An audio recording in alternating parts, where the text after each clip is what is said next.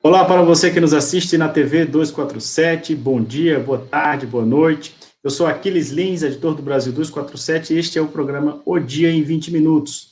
Hoje, excepcionalmente, não estamos fazendo o programa ao vivo por conta de uma falha na plataforma YouTube que não permitiu a visualização dos vídeos na noite desta quarta-feira, dia 11 de novembro de 2020.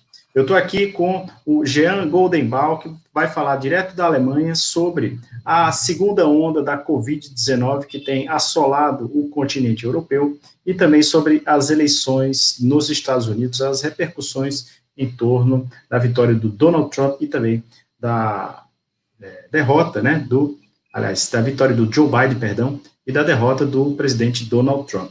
Boa noite, Jean, tudo bem com você por aí? Boa noite, meu caro. Tudo bom? Por aqui são agora 2 da manhã.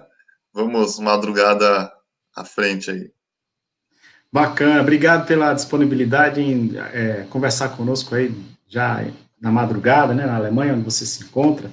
Queria também dizer que você pode deixar seu like quando você estiver vendo esse vídeo, né, se inscrever na TV 247, caso você não seja inscrito, e na descrição desse vídeo você tem todos os links de plataformas de financiamento coletivo nas quais você pode apoiar o Brasil 247. Inscreva-se, ou então se torne membro no YouTube, e assim você consegue nos apoiar e fazer com que nós permaneçamos firmes aqui na luta pela informação democrática.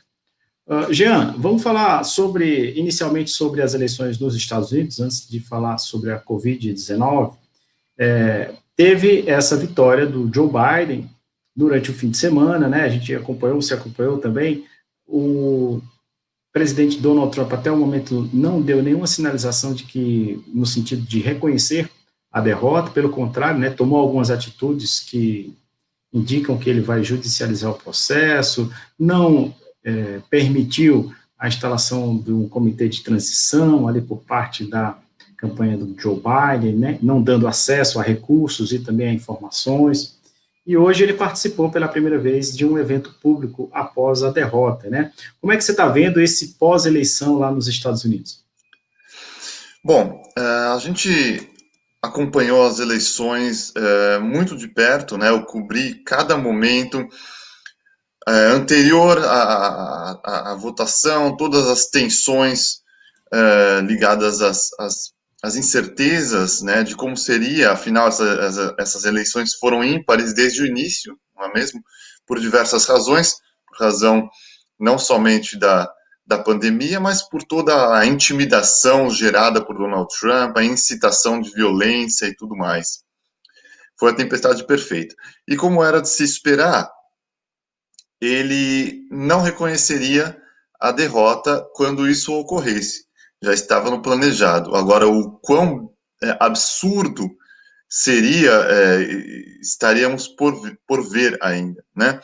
E, de fato, passados agora 9 dias das eleições, e 6 dias, 5, 6 dias do anúncio do resultado oficial, as coisas se mostram realmente inconcebíveis, né? A gente nunca viu algo assim na história dos Estados Unidos, e o Donald Trump seguindo toda a agenda da extrema-direita, de uma pessoa que é aspirante a ditador mesmo. Então, assim, ele está, de fato, ele tem um plano muito claro de não somente judicializar, mas também de resistir à força mesmo, né? Inclusive ameaçando a força bruta. Ele, alguns dias depois, demitiu o seu secretário da Defesa, né? Simplesmente porque ele achou por bem repor por alguém que fosse abraçar as suas intenções, e permaneceu dentro desse caminho, ontem substituindo 4 oficiais do Pentágono, né? Inclusive colocando pessoas de não somente de índole duvidável, né, índole duvidosa, mas também de sanidade mental que a gente pode colocar em dúvida. Então, assim, eu espero que os próximos 67 dias que a gente tem pela frente, até 20 de janeiro, quando será a posse do Joe Biden, realmente teremos dias muito complexos, muito complicados. E o principal da E história, para até, encerrar essa primeira fala, é que o próprio governo, o próprio Partido Republicano não se colocou contra a essa insanidade toda do Donald Trump. Então, a minha expectativa é que em algum momento eles percebam que isso não vai levar a lugar nenhum e comecem a se alinhar à democracia e às leis eleitorais, porque é um beco sem saída. A gente não vai ter uma guerra civil, nem a destruição aberta da democracia sob os olhos do mundo inteiro. agora, Jean, teve um fato também importante, que foi a decisão do Procurador de Justiça dos Estados Unidos, né, William Barr, de autorizar investigações sobre as votações em vários estados. Que reflexo você acha que isso pode ter no resultado final? Isso pode, enfim, complicar aí de alguma maneira antes da posse, mas até mesmo a decisão e a reunião do colégio eleitoral? Bom, para começar, a gente tem que lembrar que o William Barr foi um aliado do Donald Trump durante todo o seu percurso, né, todo o seu trajeto enquanto presidente. Ele não tem nada a ver com justiça, né? Ele tem a ver com lobby para o Donald Trump, né? Lobby pessoal, inclusive. Então, eu não me surpreendi absolutamente com o alinhamento dele à insanidade do Donald Trump. Agora, em fatos, falando em fatos, é o seguinte: mesmo que, considerando-se as leis de recontagem nos Estados Unidos, que é algo bastante complexo, porque cada estado possui uma lei diferente referente às questões de recontagem, né? Alguns se pegam por porcentagens, outros se pegam por quantidade de votos em números absolutos, e tem diversos fatores. Mesmo que ele consiga, que eles consigam que recontagens sejam feitas em alguns estados, eles não vão conseguir em todos os estados necessários para matematicamente reverter a decisão. Eu fiz as contas de novo e se eles de fato conseguirem recontagens na Geórgia, na Pensilvânia e tudo mais, ainda assim o Biden terá a vitória garantida matematicamente. A questão é que é o seguinte: os fascistas sempre irão à frente na destruição da verdade. Então, o primeiro passo seria isso, né? A recontagem desses estados. Aí o Biden ainda estaria vencendo. E aí ele tentaria mais um passo, sei lá qual, né? Uma nova lei para recontar algum outro estado, alguma coisa esdrúxula dessa forma que o levasse à vitória. Seria a arquitetura de um golpe, óbvio. Ao mesmo tempo em que ele vai ganhando tempo, né? Hoje também teve a notícia de que o estado da Geórgia vai fazer a recontagem manual dos votos, isso vai demorar, né, de alguma maneira, um estado que foi decisivo ali para a vitória do Joe Biden, né, na primeira votação. Como é que a gente pode avaliar a relação, porque na Europa, né, onde você está aí na Alemanha, alguns países se apressaram, não diria se apressaram, mas seguiram o trâmite normal de declarar felicitações, parabenizar o Joe Biden pela vitória. No entanto, alguns dissidentes ali, mais alinhados à extrema-direita, estão resistindo a adotar esse posicionamento, né? Um caso que ficou muito claro hoje foi o da Marine Le Pen, do candidata líder da Frente Nacional, né, da extrema-direita francesa, que disse que não reconhece de forma alguma a vitória do Joe Biden. Como que está as manifestações por parte da extrema-direita aí na Europa, além da Marine Le Pen? Bom, como era de se esperar, a ultradireita mundial segue a sua cartilha, né? E inclusive uma das características da ultradireita é que, de fato, nos últimos anos a gente viu uma união em termos de ações, né? Então não é surpresa que a Le Pen tenha feito o que fez, e saiu um artigo interessante do The Guardian explicando justamente como que os ultradireitistas têm, da Europa e, na verdade, do mundo inteiro, têm lidado com essa questão do Trump. Inclusive, o artigo salienta o presidente brasileiro, né, colocando ele como uma das principais marionetes do Trump, tem inclusive uma charge e tudo mais, é Eu bastante vi, interessante. eu li o do Le Monde, que dizia que o Bolsonaro perdeu o seu amigo imaginário. Exatamente. É, bom, então realmente isso está muito claro que esse apoio ele não vai perder, né? Até que não tenha jeito mesmo. Isso só fortifica aquilo que eu venho dizendo há tanto tempo. O perigo do Trump não se limita de maneira alguma à América, aos Estados Unidos. O Trump é assimilado, é reconhecido, é aceito como o líder da ultradireita mundial. Ele é o líder do neonazifascismo. Eu já repeti, já escrevi em artigos que aqui na Alemanha eu cheguei a ver uma coisa que eu nunca pensei que eu viria, né? Que foi o quê? Neonazistas marchando com a bandeira dos Estados Unidos, não é mesmo? O que é o símbolo claro, né? Inclusive quando houve algumas semanas atrás, quando os neonazistas tentaram invadir o parlamento alemão em Berlim, tem fotos na internet para se ver que eles estão com bandeiras alemãs, bandeiras das cores do nazismo, inclusive, preta, branca e vermelha, e bandeiras norte-americanas, né, que colocam, que legitimam o Trump como o grande líder deles. Então, assim, tudo isso só vai deixando cada vez mais claro o tamanho do perigo que o Donald Trump é para o mundo, como o Noam Chomsky colocou, o maior perigo desde Hitler. Muito bom.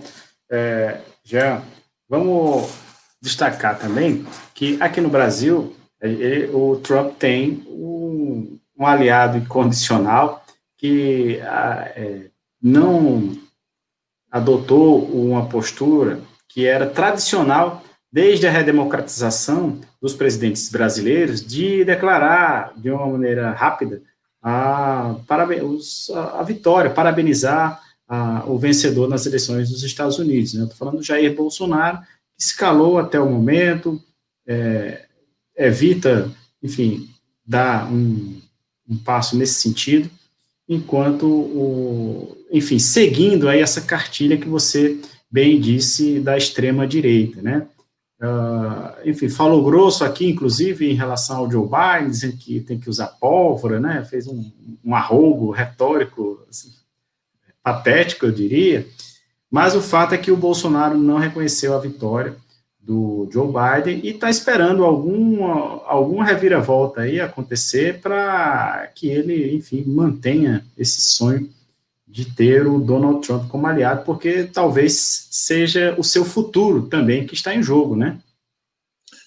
Exatamente, a presença do Trump. Bom, para começar, o Bolsonaro nunca existiu sem o Trump, né? Existem linhas de pensamento.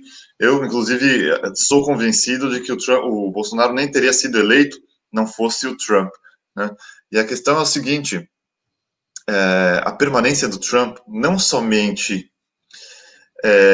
garantiria uma força da extrema direita que fortaleceria o Bolsonaro, mas tem um seguinte atributo nessa história.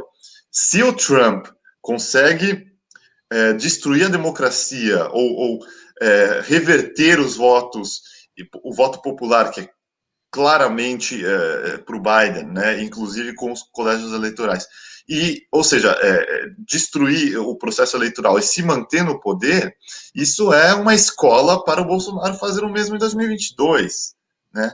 A gente sabe que o Brasil sempre vai beber de tudo de pior que os Estados Unidos têm. Em 2016, Trump ensinou como que faz o maquinário das fake news para ganhar uma eleição. Em 2018, Bolsonaro foi o melhor aluno da classe, não é mesmo, do Trump. 2020, Trump tenta simplesmente destruir a democracia e o processo eleitoral histórico dos Estados Unidos. 2022, se funcionar, Bolsonaro vai tentar fazer o mesmo. Isso é certeza, né? Eu quero frisar só mais uma coisa.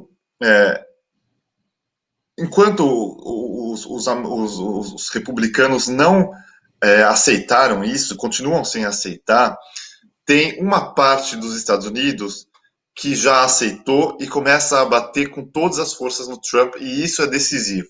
Estou falando da imprensa, a Da imprensa mídia, né? mainstream.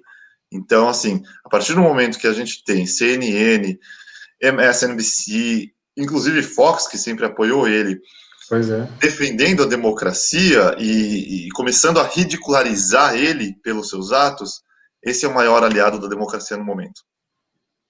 Exatamente. Jean, vamos falar sobre outro tema importante também que está movimentando muito seriamente a Europa, aí, que é a pandemia da Covid-19. A segunda onda, a chamada segunda onda, veio com tudo aí, tem atingido muito forte os principais países da Europa, né, como, por exemplo, a Itália, que tem sofrido até mais, eu diria, do que a onda inicial, a pandemia no seu estágio inicial. Hoje, a Itália, inclusive, ultrapassou a marca de 1 milhão de casos de coronavírus, né, tem registrado aí 623 óbitos em 24 horas, enfim, mais de 32 mil contágios, e muitos infectologistas estão dizendo que está fora de controle a situação na Itália.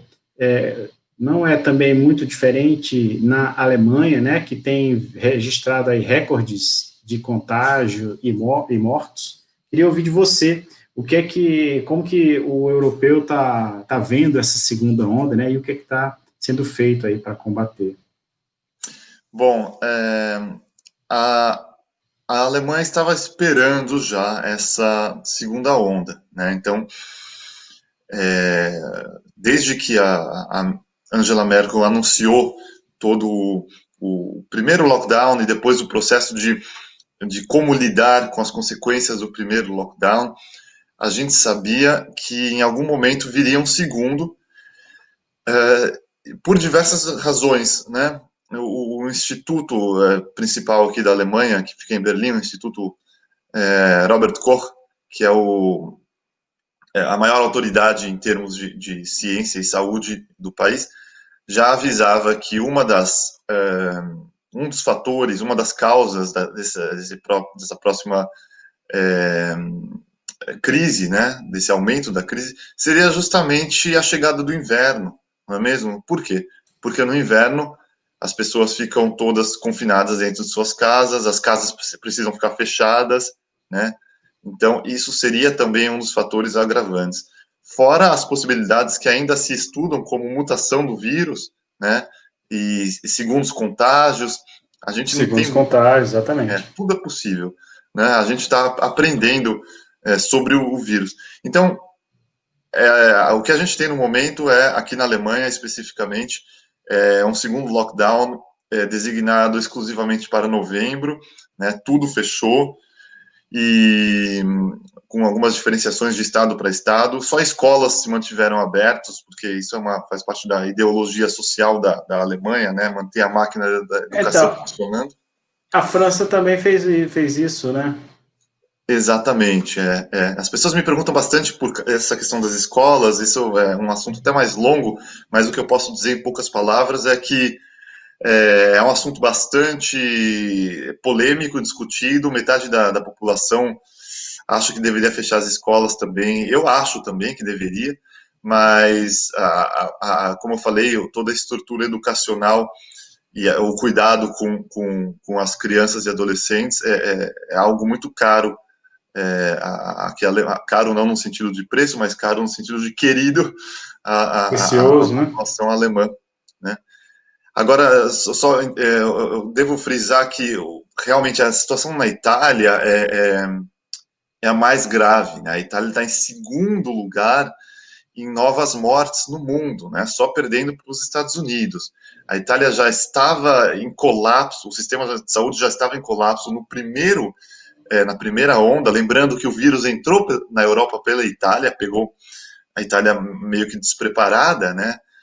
E agora a Itália não se recuperou desse colapso e é o segundo país com mais novas mortes no mundo, mais de 600, né? E o Reino Unido já em segundo lugar na Europa, em quarto lugar no mundo, com quase 600. A Alemanha está bem atrás, a Alemanha está em 15º lugar, né? Está conseguindo manter bastante equilibradamente essa nova onda. Muito bom. Repetindo até um cenário positivo, eu diria assim, diante da catástrofe, mas de uma política de redução de danos, né, eu diria assim, que um país que registrou danos menores na pandemia em relação aos vizinhos como a França, por exemplo, né, e a Espanha também, que foi muito atingida por essa primeira onda do coronavírus. E, enfim, a gente não tem ainda, diante de todo esse cenário, Jean, previsões concretas de uma disseminação de vacinas por parte da Europa, né? O que a gente está vendo aí são protagonismos de outros países como a China, né? E também a Rússia. Geopoliticamente falando, se é que dá para a gente fazer alguma análise nesse sentido, mas a Europa vai sair um pouco enfraquecida de todo esse processo, ou não? Olha, são diversos âmbitos a serem analisados, né? Eu acho o seguinte, em primeiro lugar, em termos de combate à pandemia, e isso levando-se em consideração a estrutura social e o equilíbrio comunitário das pessoas, a Alemanha sai fortalecida, porque a Alemanha sai como um exemplo da Europa, né? Inclusive, isso mexe com a política interna. É interessantíssimo o que aconteceu com a política interna. O partido da Angela Merkel, que é a União Cristã, teve uma ascensão imensa nesse último ano, o que vem a calhar para ela, né? Porque o ano que vem, justamente, são as novas eleições, né? Por quê? Porque ela agiu de forma exemplar, muito consequente desde o início, não é mesmo? Então, assim, aqui dentro da Alemanha não existe um pânico, né? As pessoas estão satisfeitas com a maneira, como você bem falou, não tem como estar satisfeito no meio de uma pandemia, porém, a gente tem que pensar em contenção de danos, né? E, diante disso, a Alemanha construiu um bom nome, ou manteve um bom nome nesse sentido, com relação à pandemia. Já com relação às vacinas, a gente não pode analisar de maneira simplória falando que aqui na Alemanha ou aqui na Europa o pessoal não foi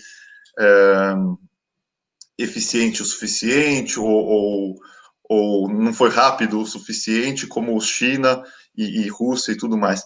A questão é que o pessoal tem pesquisado ininterruptamente aqui, mas acredito que até mesmo pelo caráter cauteloso do alemão em si, né, vai demorar muito para eles baterem o martelo em uma vacina alemã a ser vendida sem nenhum problema para o mundo inteiro, né? Então, acho que tem a ver também com uma pequena corrida geopolítica, né? Uma corrida política, né? Para a liberação dessa vacina. E não está nos interesses da maior potência da União Europeia, que é a Alemanha, tomar parte dessa corrida e se esforçar para ganhar essa corrida, não importa o que. Legal.